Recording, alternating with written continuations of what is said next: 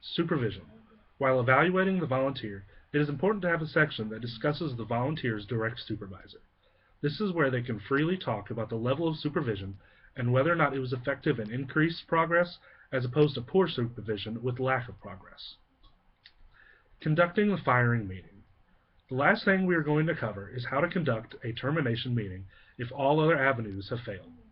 There are many ways to conduct the meeting so that neither side comes out hurt or upset.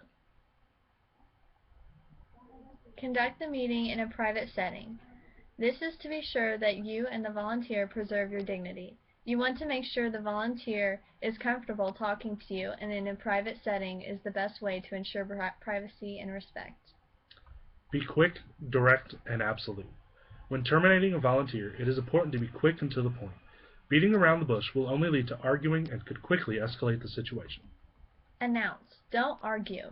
The purpose of the meeting is simply and only to communicate to the volunteer that they are being separated from your company. This meeting is not to rediscuss and re-argue the decision, because if you have followed the system, all of the arguments have already been heard.